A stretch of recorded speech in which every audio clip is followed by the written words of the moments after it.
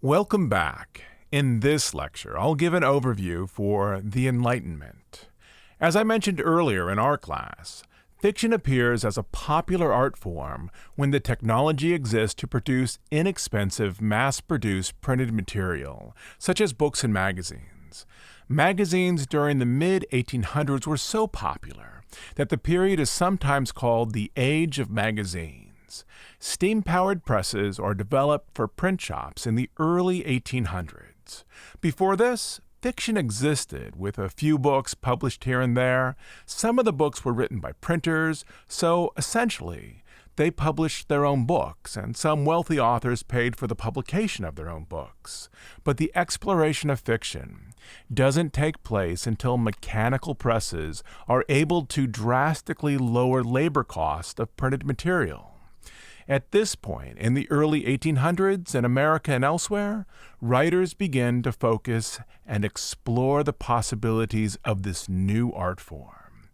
Fiction, at its essence, is a way to present a story, which was far more associated in earlier times with dramatic stage presentations, in a way that could be communicated on the page. It is essentially drama plus writing. Readers could have enjoyed these early books at home, alone, but often these early works of fiction were read aloud, perhaps in a public space, so many could enjoy the book at the same time. There were two reasons for this. First, books were extremely scarce, so a town might only have one copy of a particular title. And second, many people were unable to read. In England, public education wasn't required until the late 1800s. Because of this, in the early 1800s, about half of the population couldn't read books. In America, literacy rates varied by region and by gender. During about the same time, in the early 1800s, 80% of men and 50% of women in New England could read, but the numbers were significantly lower in the South. So public reading solved two problems. It allowed many people to enjoy a single book at the same time, and it also allowed those who couldn't read to enjoy the story as well. As print became mechanized and as education expanded, literacy rates would rise into the later 1800s. But as fiction moved robustly toward becoming a popular art form, Americans had really no fiction traditions of meaning to guide these new authors. These authors who wanted to experiment with fiction were largely free to find their own influences and experiment as they chose. Many of these writers looked to the traditions of poetry and nonfiction as the starting point for their experiments in fiction, traditions that were then grounded in the movement of Romanticism. And so in this lecture and the next, we're going to cover a lot of ground. These are the only two back-to-back lectures for the entire term where we'll cover many decades at once. And here is the reason why. The aesthetics of Romanticism were, in part, a reaction to a previous movement called the Enlightenment. So, 1. We need to understand the basics of the Enlightenment so that in the next lecture, 2, we can see how Romanticism is a reaction against the Enlightenment, particularly in nonfiction and poetry, so that then, 3, we can understand how new fiction writers were using the materials of Romanticism in poetry and nonfiction as an inspiration for early examples of American fiction.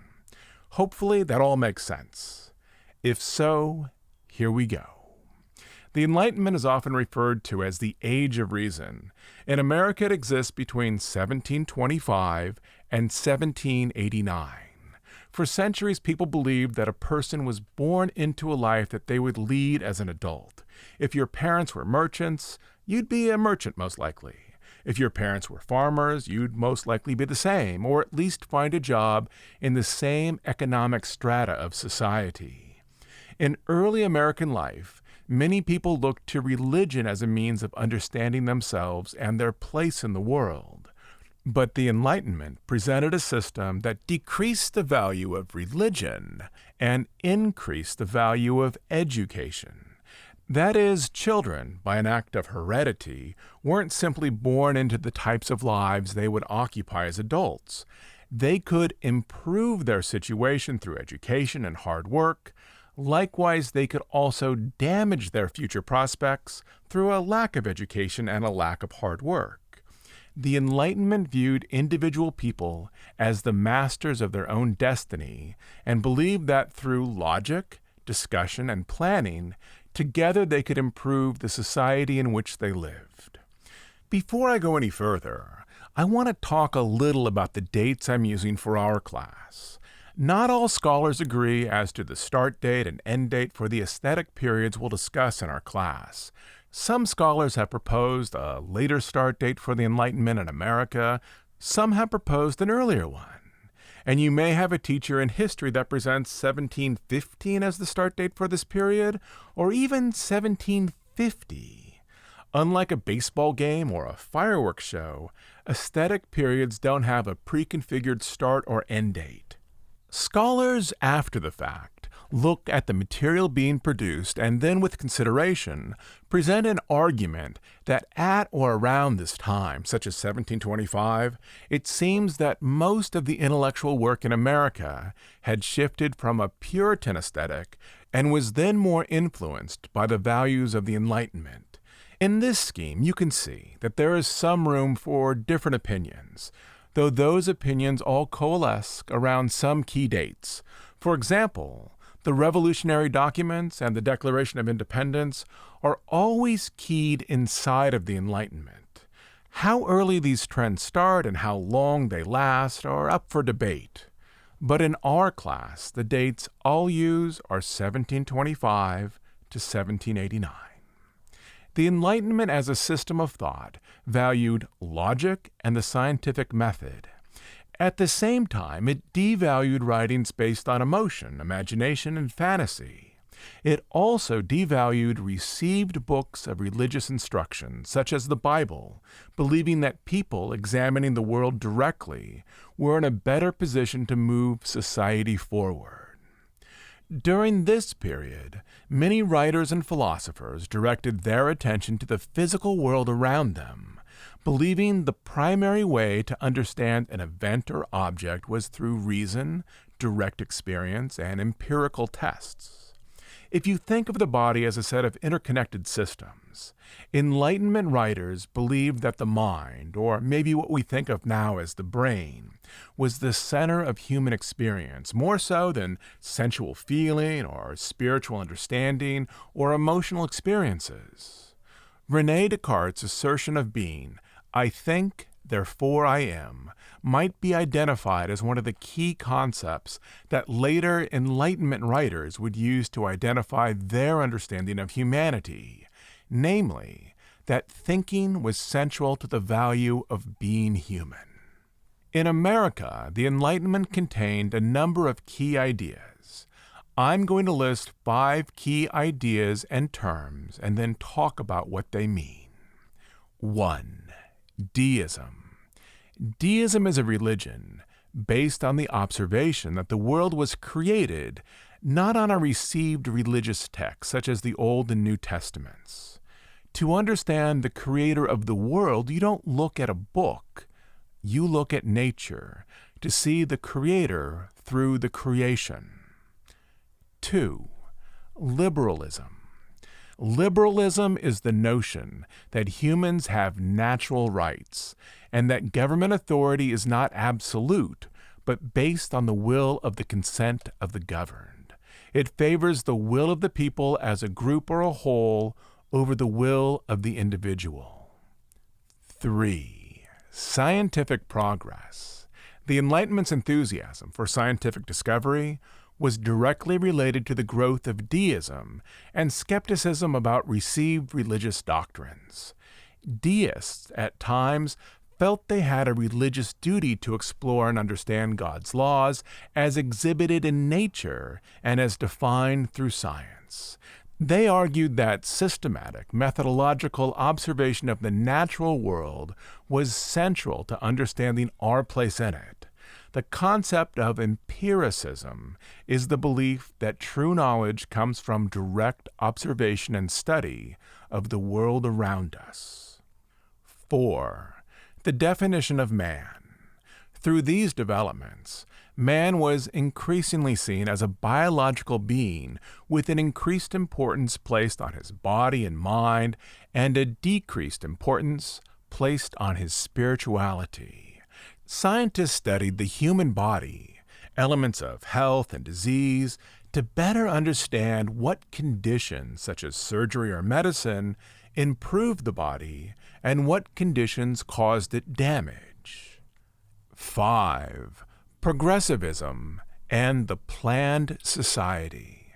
Progressivism is the belief that through observation, argumentation, and reason, mankind can make straightforward linear improvements to society. For example, from the laws of physics and astronomy, science moved to develop the laws of chemical reactions and the germ theory of disease to improve living conditions in densely populated cities.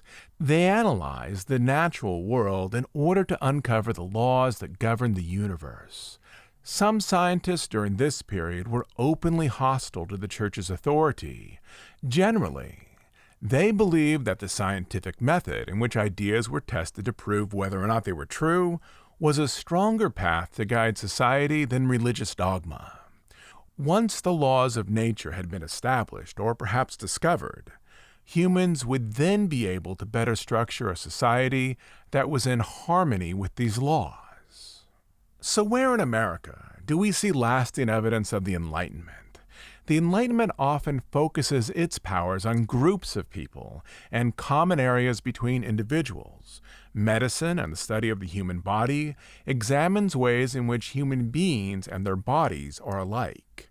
Likewise in America, the structure of its growing cities were arranged to benefit the common man with work, financial opportunities, and educational training. That is, Enlightenment thought was often applied to large groups at the center of society. What type of fiction was produced in America during the Enlightenment? Well, there wasn't much at all, aside from a few very early examples, material that wasn't widely read. There was poetry, which was very popular. There was nonfiction, which was popular as well. But no writers in America were able to support themselves by writing during this period, in part because there was no way to mass produce their work. So where do we look for examples of Enlightenment writing? Well, political writing, such as argumentative tracts like Common Sense and government documents, are strong examples of the period. Enlightenment thought, with its values of rationality and its belief in human-centered liberalism, directed a great deal of political thought in America in the late 1700s. The documents that created our nation are heavily influenced by the ideals of the Enlightenment. Let me read you a little bit from the Declaration of Independence. I'm sure you've heard this before, and if you haven't for some reason, it's also included in our online shell. But as I read a little bit from it this time, I'm going to point out where I see elements of Enlightenment thought being expressed in the document. Here we go. When, in the course of human events, it becomes necessary for one people to dissolve the political bands which have connected them with another, and to assume among the powers of the earth the separate and equal station to which the laws of nature and of nature's God entitle them. Let me pause there for a second. This is not the God of the Old and New Testament.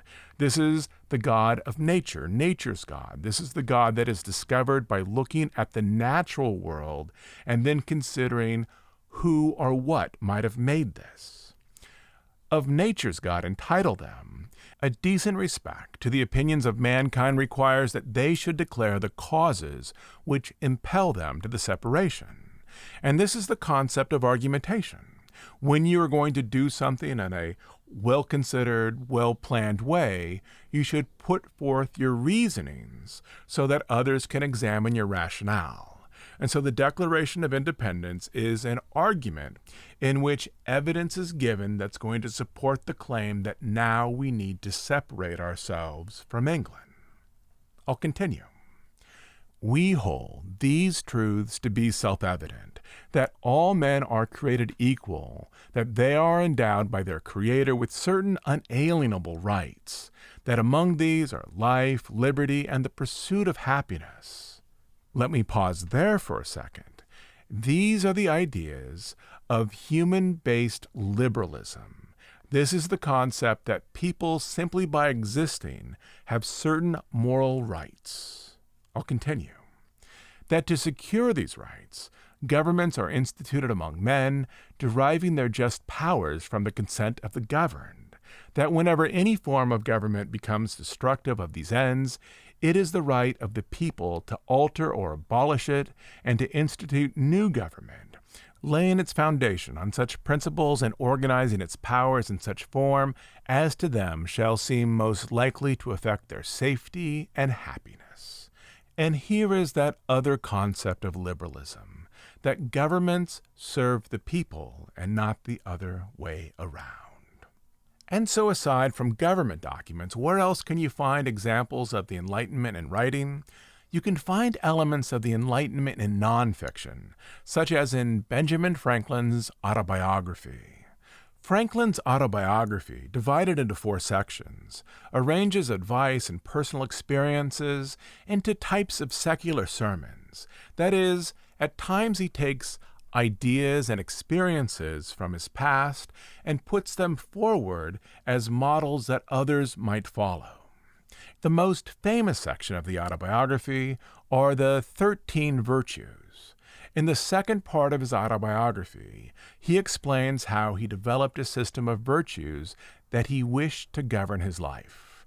After developing the list, he created a double-column notebook in which he lists his offenses against each virtue on a daily basis. He was not able to perfect the virtues within himself, but ultimately he believed himself to be a better person by attempting to do so. The story and the list presumably are offered to readers as a way of encouraging them to follow his example of personal improvement. Here's the list. There were 13 initial virtues, but after the first edition, the list was redacted to just 12, as one of these virtues didn't sit so well with some readers. I won't read the full description for each item, but I'll read part of them to give you a sense of how the work was presented. Here it is. Temperance. Eat not to dullness, drink not to elevation. Silence. Speak not, but what may benefit others or yourself. Avoid trifling conversation. Order. Let all your things have their places. Let each part of your business have its time. Resolution. Then frugality, industry, sincerity, justice, moderation. Avoid extremes. Forbear resenting injuries so much as you think they deserve. Cleanliness, tranquility, chastity. This is the virtue that gets removed. Chastity.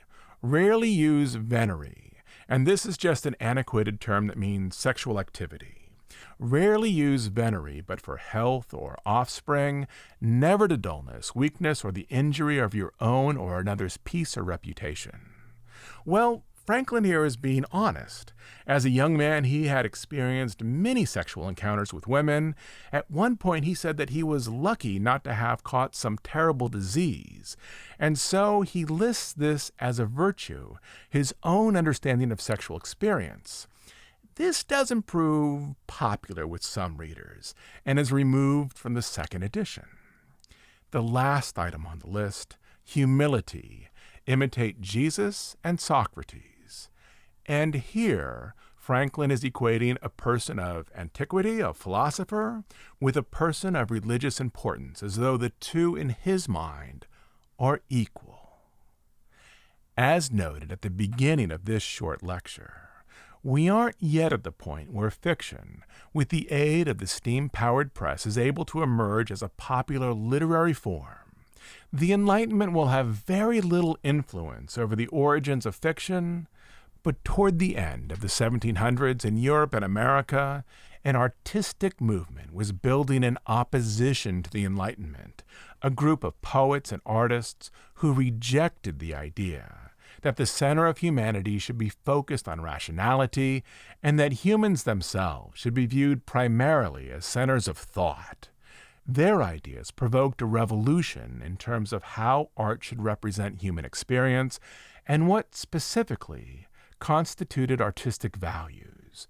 These artists and writers would later come to be known as the Romantics, and as the advancements in technology would dictate, would also be the group of writers who ushered in fiction as a popular artistic form. Their story and ideas are presented in the next lecture.